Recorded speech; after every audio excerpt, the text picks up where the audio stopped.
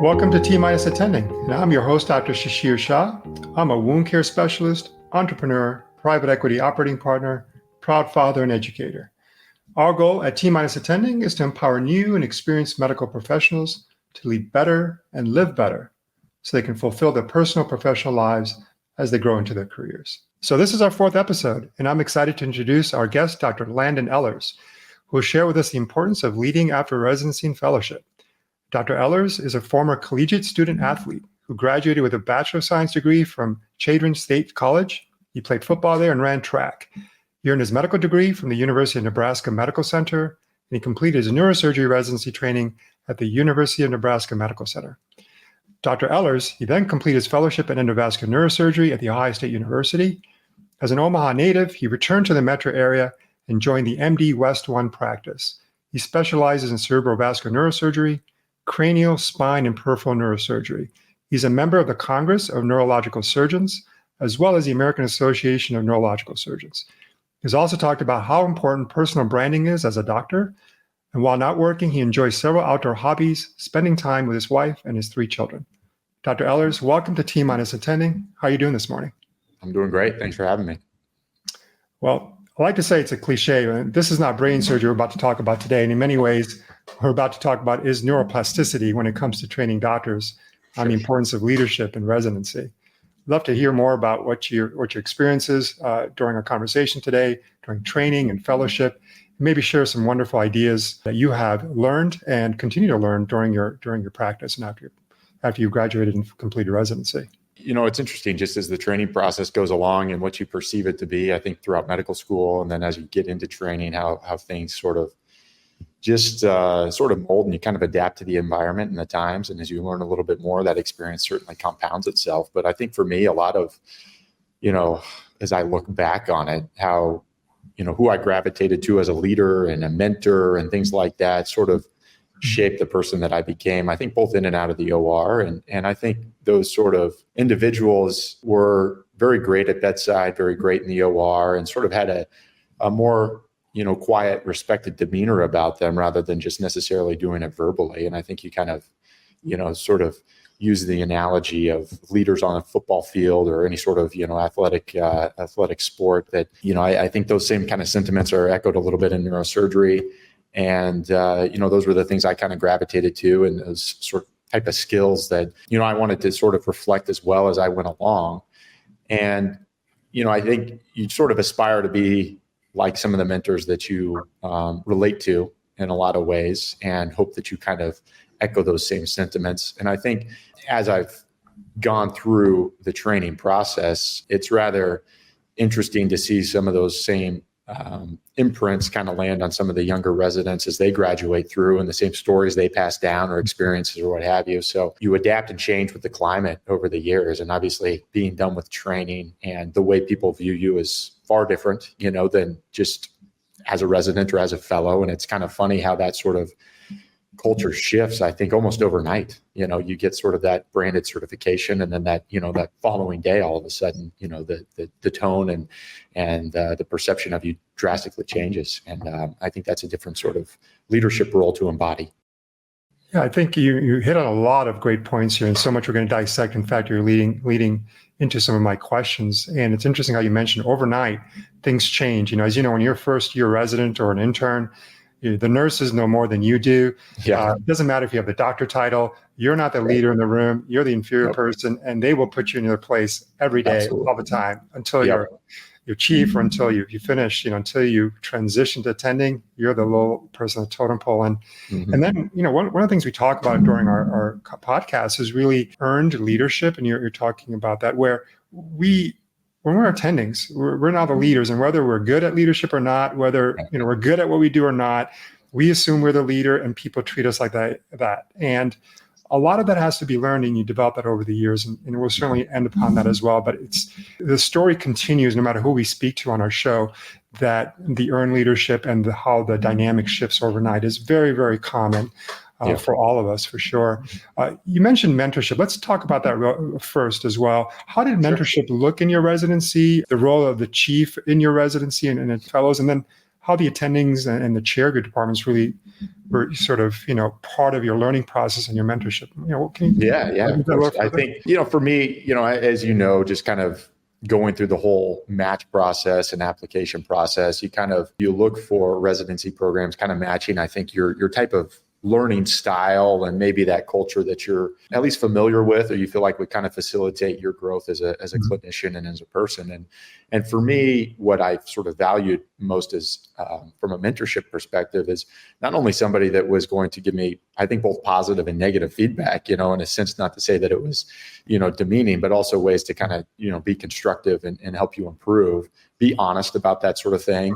And I think for me playing sports, really looking for a mentorship role that was kind of like that coach player aspect. But as things, you climb up the chain through residency. I mean, for neurosurgery, it's 7 years of training. So you have a pretty long runway to kind of, as you mentioned, kind of learn early on from the nursing staff and everyone else who knows a lot more than you. And then as you kind of formulate plans and experience, start to bequeath that knowledge to the younger residents. And then, for our program, it was very much a graduated role that by the time you were a chief, you were effectively acting as a junior attending and kind of making those plans and deciding what to do. Obviously with the stamp of approval by the boss, but ultimately giving you a little bit more autonomy to kind of figure out what works and what doesn't. And that was really what I was, looking for the most, to get the confidence that when I'm done, I can do this. But additionally, I think a good mentor also values the fact of they have enough humility to understand that they don't know everything and that they learn just as much from the people they're training as much, as they're teaching. And I really like that dynamic that I had throughout residency. And I also had it through fellowship as well, where I came in to fellowship, I think, very well trained and polished both in and out of the OR. There's always things you can work on and hone. And for me, when I came to the Ohio State, they really treated me pretty much from day one as a colleague and somebody to kind of act as a sounding board for whatever case was going on, consult, et cetera. And, to me, that was a fantastic opportunity to just kind of feel more like a peer, increase your confidence, increase your autonomy and things of that nature. So I do feel that, despite having a mentor, I think, they also view the fact that at some point you're graduating and you're going to be a colleague. And I think that sort of level of respect is important as you're training people. And I try to implement that now as I am in that opposite perspective where I'm viewed more as a mentor and training some of the residents.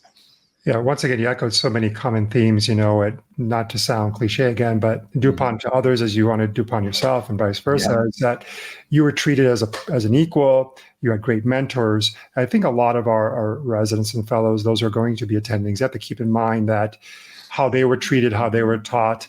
And moving forward, it's to teach and to be that mentor and to be supportive because, as you know, it's very stressful. There's a lot going on, a lot of moving parts.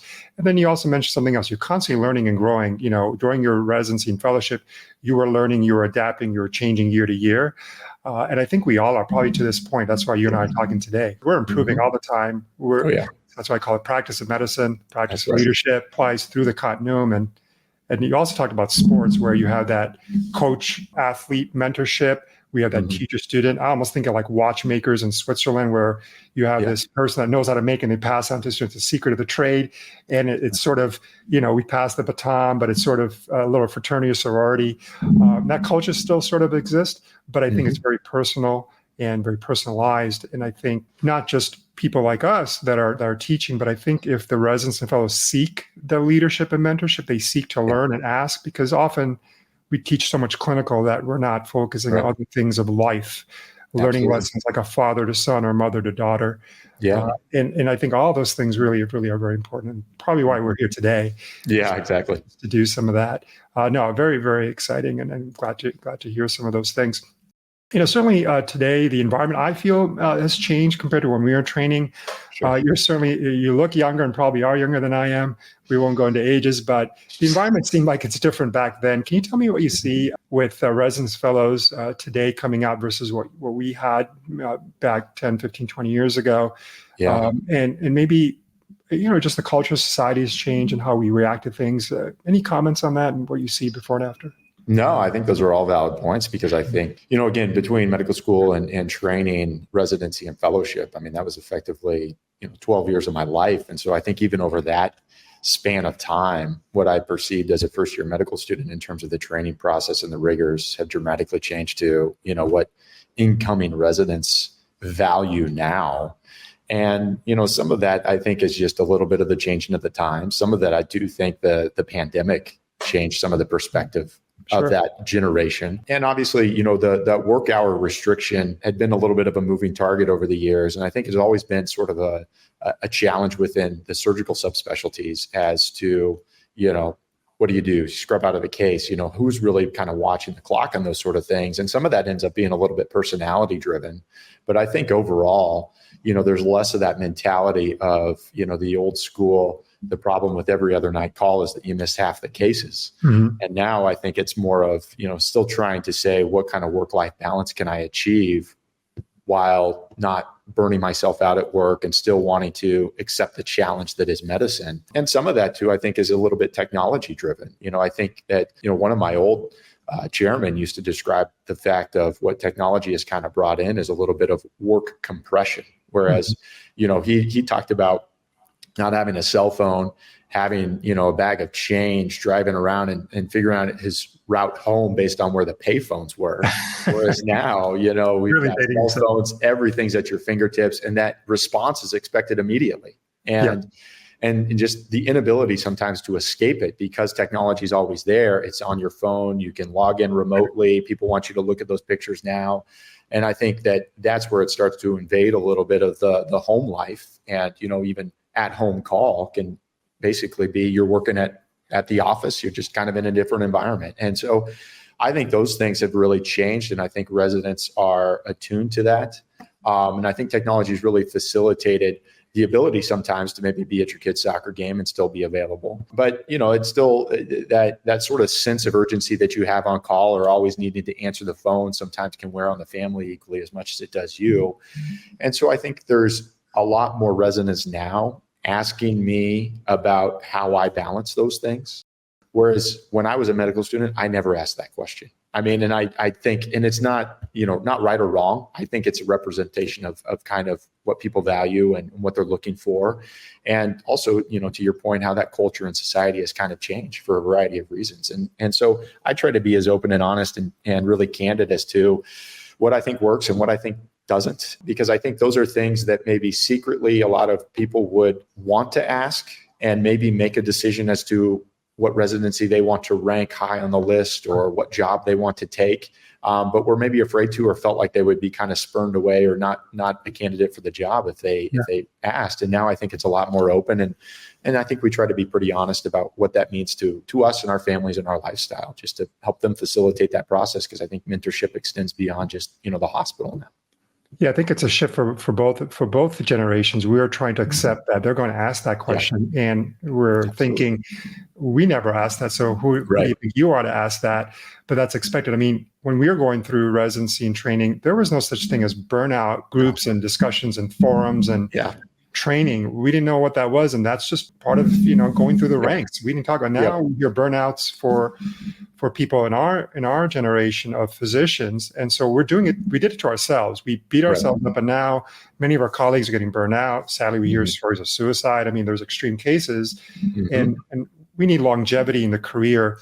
I speak to a lot of entrepreneurs and business folks who are not healthcare professionals, and they have a different mantra. They say, no work, no life. As opposed to we talk about work-life balance, their mantra is you work so you can have a life, so you can sustain that lifestyle. And we're fortunate. We're, in physician and medical community, we're usually not going to get laid off. There's usually market stability. There's always a need for healthcare. So one thing is, don't worry, there's going to be work. As opposed to if you're an entrepreneur in a startup in Silicon Valley, you may be out a couple $1 million because you borrowed a lot of money from venture capital. Right. Part of the reason we chose what we're doing is we're doing noble things. We get paid better than the average person. We're in the top 1% of the world income. If you look at the big picture of the universe, we're all well-to-do, even if you're, not a subspecialist or you're a highly trained specialist like yourself. And to put all that in light, and I'm glad you mentioned that, because although we talk about leadership and that's a big portion of transition into attending, I think everything we talk about circles around the cloud of what it means to be an attending and survive the marathon, right? Yeah. So I'm glad you mentioned all this, because I think we have to reflect on ourselves as well as mentors. Yeah. Hey, what are we saying? How are we reacting to their Yeah. concerns? Otherwise, we can fail the future of healthcare. So, no, thank you for bringing that up. Yeah. So, maybe give us some examples. We're talking about sort of the torture you went through when you're in training. We all went through. Is maybe talk about a difficult case that required special leadership skill sets for you to lead, maybe in the OR, how that maybe helps you outside the OR, maybe in your family life. Can you maybe think or talk about that a little bit?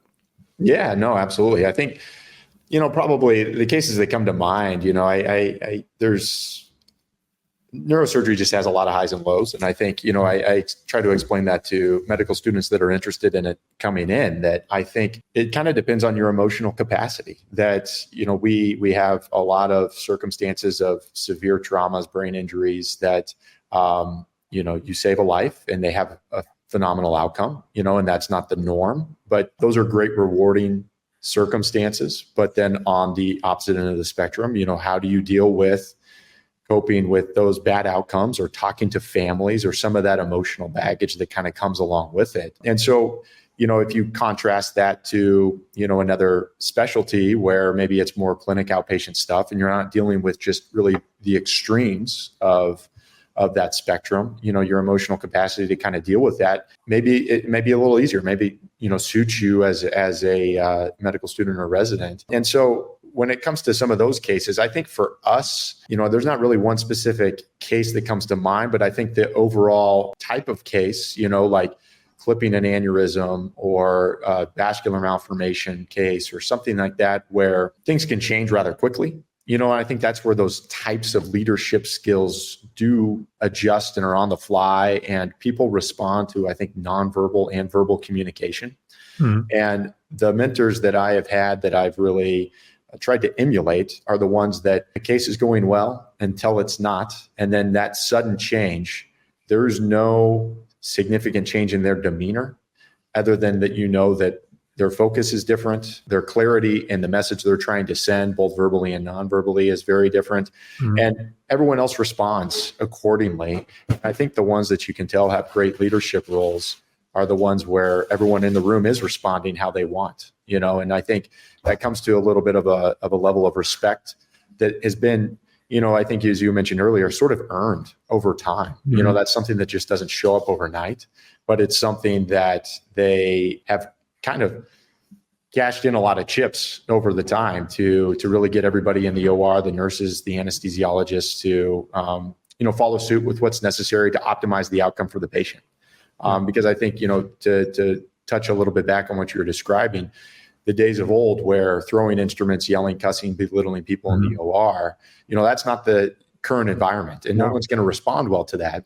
And when they're, suffering from a lot of fear of what you're going to be doing, I think those are the things that can really compromise the situation, not only for the surgeon, but for the patient and everyone else involved. And so I think those are the cases that really come to mind. And if you're, treating something and suddenly the aneurysm ruptures and things need to really accelerate rather quickly, but in a controlled fashion, the attendings that I have that are very level-headed, take a breath and kind of get everybody up to speed as what's going on, those are the ones that they turn something that could be a disaster into a really good outcome very, rather quickly. And I try to, you try to absorb that as much as you can, because there's no debriefing after those cases where it's like, hey, let's sit and, talk about it, as this is happening.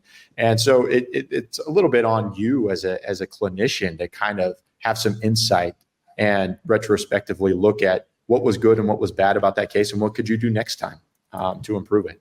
And I think the mentors that I've had that are the best are the ones that really reflect on that and try to be honest with themselves as what could have been done or what can be done in the future to improve those outcomes. Yeah, I think that self-introspection is very important. And you kind of, to summarize, grace under pressure and your actions and body language say a lot. You talk about the cursing and yelling in the OR, but also just the way you react under stress. People see that, and then they feed off of that, the positive energy, the negative energy. And you probably remember going through residency and fellowship, that there's morbidity and mortality conferences, there's weekly conferences, or what went wrong, and you get reamed in front of all your attendings, right? Why didn't you do this? Or retrospect, hindsight is always easier to look at, right, in the rearview mirror. But when you're on your own, you're the attending, and let's say you're in private practice, there, like you said, there's no debriefing afterwards. You're going to go home and not sleep at night, think about that case, think what went right or what went wrong, sleep with that idea. And then you do it all over again the next day with the next case you're on call for. And it's constant bombardment, mental self-torture. And we talk about this as well. I'm not sure, and I like to lead into that briefly, even though it's not the focus of today, is what do you do to decompress? Do you meditate? You obviously like sports. I think that makes you a better leader for reflection, introspection, but balance. What do you do to keep that in queue?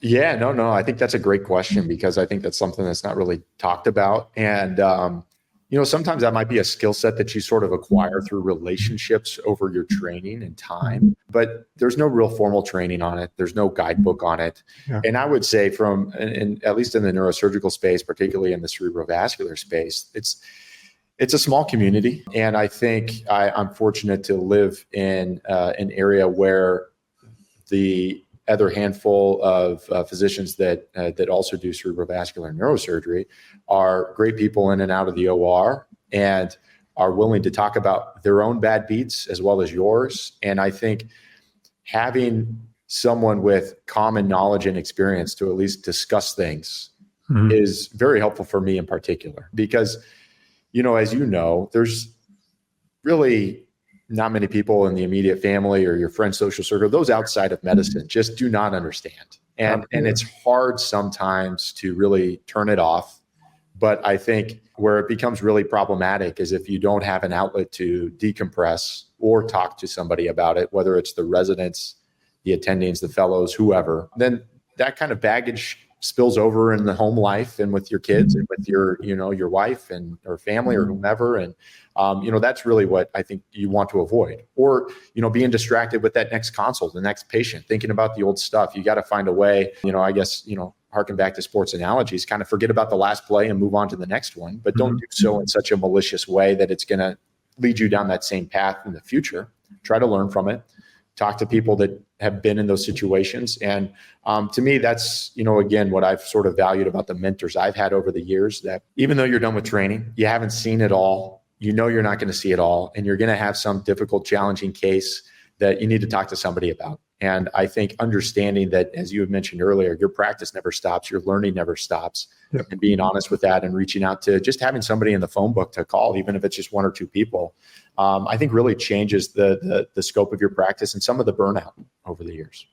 It takes a village. And I say, we often don't need a therapist, but our therapy group is the peers around us, the family we have at home, because, even though they may not understand medicine, your stress, they almost give you a reality check because we're dehumanized a little bit. We look at death and morbidity differently than a non-physician does, right? It's somewhat robotic. Okay, next case. We call it case instead of patient, right? Right. What's your case today? Because everything's itemized. And so I think getting that community of people, peers, discussing at different levels, socially, personally, clinically, really keeps the balance in check. And I think what you're going to hear from our colleagues is the word "me too," meaning they feel the same way, have probably been there, done that in some other form or fashion, and probably then will open up to you as well, and make you feel that you're not alone in this process, that your struggles are not unique to you. They may be a little different, but the general theme is very, very common amongst all of us in whatever specialty you're in as well. I'm going to jump topics a little bit, and we're near sort of the end of our time. But you touch base on AI and compressive approach to medicine, how some ways it improves our time management of dealing with patients, working with our staff and responding quickly, but also maybe efficiency. And AI may remove some of the differential diagnosis approaches of what we do, but what advice would you give to our viewers embarking in the new environment of AI technology, cutting edge medicine, and integrating that with skills and emotional intelligence and leadership? I'm saying a lot here, but how do you see all that tie in? Yeah, that's a great question. I think in the cerebrovascular space, AI, I think, was kind of early adopted, particularly with ischemic stroke. So in 2015, there was a big shift in the paradigm of how we treat large vessel occlusions intracranially. And, before, thrombectomies had been tried and sort of mixed results in terms of the published literature. And then, several studies had come out in the New England Journal where there was a substantial benefit to those that underwent basically treating it like a STEMI, where you, under emergent circumstances, were bringing somebody in, trying to retrieve the clot to salvage whatever brain tissue may still be able to be saved. And one of the early technologies for that to facilitate the ability to recognize it was AI. And there was a few software companies that came out with some things that automatically read a CT angiogram and a head CT to kind of pre-populate a score and effectively flag it. Because one of the rate limiting steps to a lot of this stuff is, you talk about burnout. I think radiologists significantly in the modern era where scans are just ubiquitously ordered, they could certainly get burned out. Absolutely. And as the ordering providers in the ER or neurologist or neurosurgeon, some of those things need to be read rather emergently or urgently. But if everyone's tagging them as urgent or emergent, there's only so many people that can do that at one time. And so AI was kind of early adopted in that space to effectively kind of flag certain things. And it had a pretty decent hit rate in terms of its findings. And also then could be kind of tagged for the radiologist to overread it and say, yeah, I agree with this, or no, I don't. And so I think that's an example of how effective it can certainly be. Now, over the past few years, it seems to have really accelerated exponentially in terms of, where it is and what people are trying to apply it for. And so I think, not to make myself sound, older, but it's one of those things where you kind of look back of saying some of these kids that just kind of punch something into the phone or the computer and expect a response to the differential diagnosis or things like that, they kind of miss out on some of the literature search and the review process and things like that to kind of investigate further as to the authenticity of the data and the information. So I think, like a lot of things, it can be very helpful in the right hands and having all the knowledge to sift through what's correct and what's not. But there's also an element of just kind of complacency that can exist of saying, well, I like the computer's answer and therefore I'm going to go forward with it. And, how that changes for patients and care, I think remains to be seen. I think sometimes there's a little bit of an overzealous nature to want to implement it very quickly without necessarily checking it. And who goes through that checks and balances process probably remains to be seen. But I think there's a lot of spaces where it could potentially work, in the OR, in the clinic, to facilitate the things that we don't really like as much, such as, note-taking and charts and documentation. But I still think we're a far way off from having that being perfected. But I do think it's certainly promising, but obviously, like everything, a little bit of a cautionary tale. So yeah, I don't know, maybe a little bit of a bland gray area answer for you, but I do think within our space, we have some good implementation of it, but I don't think it necessarily fits for everything. And not at all. And I don't think it's bland. In fact, my takeaway from this, and I don't know about our audience, is we're still practicing the art of medicine. Yeah. There's tools, there's AI, there's technology, but there's nothing about the human connection. You know about the brain more than anybody in this audience and myself for sure. But there's areas of the brain that are remarkable and fascinating, what the human mind is capable of doing that computers may never get to. Right. Using that level of sense and experience and tying that into how you talk to somebody or how you do something in the OR or in some area of clinical practice. Engage that brain, work. It's the most beautiful tool you have, and use that art we practice in medicine and leadership, because I think it's a beautiful way to integrate moving forward and don't completely rely on technology in developing your human side of things, because it really makes us special and different. We're going to end our conversation here, but I do want to say something. Maybe I'll put you on the spot because you're an expert on branding doctors, and I think you enjoy discussing that. Mm-hmm. How can you just, finishing off here with our audience, tying branding yourself as a physician and as a leader, what would you like to share with our group, just as a summary of our discussion today that would be very helpful to them? Yeah, absolutely. It kind of, as we talked, technology's changed the landscape so much of medicine and what it means to be, a representative person within the community, the hospital, your group, and social media has really changed that as well. And I think being conscientious of the things you're doing in and out of that space and taking ownership of that is certainly important. And also, I think there's obviously a multitude of privacy issues that can occur and, an easy area to kind of cross the line in terms of HIPAA and things like that. So oftentimes, I think in the modern space, patients are not foreign to the technology, the social media, those sort of concepts. And I think being also open and honest and inclusive of them with what you're trying to do and what you're trying to accomplish if you're planning to sort of promote that data or a case or things like that. But I think branding within the social media platform, but I think also to your point of there's no real escape from the humanistic side of it. And, that also starts at bedside manner, talking to, the way the nurses perceive you, the way the residents perceive you, all the stuff even that's kind of said about you behind the scenes that, no one's going to say the bad stuff to you, to your face. That's true. But, when you walk out of that room and how the family kind of has that conversation and that perception of you, I think that's very much a value brand for you as a person, as a clinician, and, those sort of referrals. And they're going to ask the nurse about you. They're going to ask the other staff about you. And the longer you're there, the more that reputation either gets built up or sort of tarnished. And so I think, branding from a more public space, I think has become more embraced early on from a medical student and resident level. But I think, don't forget some of, the old school mantra of, sort of that social aspect, that we have a unique space where we're sort of asked to have a large capacity of knowledge, of expertise about an area, but communicate that in a very clear and concise manner so that the patient and the family understands what's happening and what are the next steps. And I think a lot of them, particularly in the Midwest where I am, really value, that kind of ability to understand and feel a part of the treatment process and plan. Because I think you probably know too, as you went through training and everything, those that carried a really good reputation with the nurses, with patients and families, they were very well respected. And even with bad outcomes, they handled it gracefully, and it didn't really tarnish, sort of how they were viewed as a clinician.